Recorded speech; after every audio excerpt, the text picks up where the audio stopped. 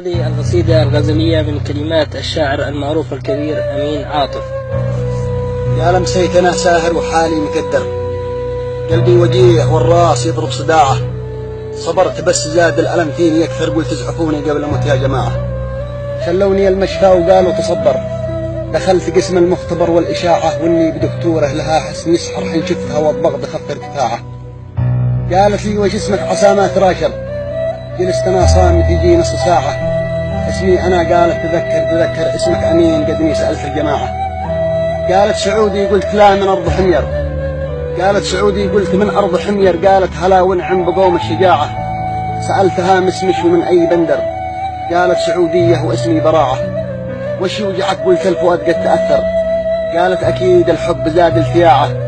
قلت الألم كله فيه الشق الأيسر، أشتي علاج ما عاد فيني مراعة. قالت فؤادك والهوى فيه صيدر، لابد نزرع قلب ثاني زراعة. فقلت يا جناه واليوم الأغبر، هذا كلامش صدق أم هو إشاعة؟ مفعل بقلبي بعد ما قد تغير، هذا فؤاد يا بنت مشوا بضاعة.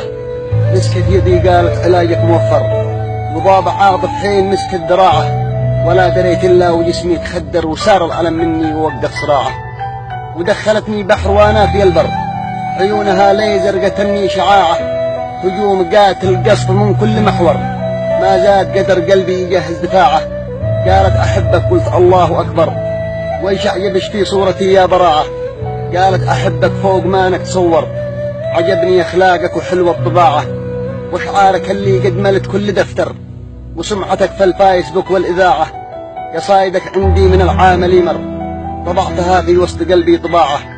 واليوم ربي باللقاء فيك قدر، أرجوك لا تحرم قلبي متاعه. الله والإحراج واليوم الأدبر، حسيت عقلي قد بدا في ضياعه.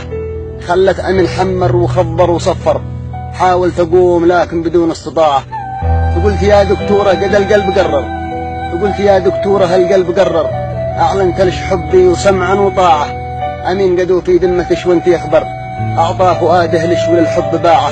وفي الأخير يا قلب عاطف تصبر، ودعتك اللي ما يخون الوداعة. والسلام عليكم ورحمة الله. أخوكم الشاعر أمين عاطف، 055 78 43 863. تحياتي للجميع.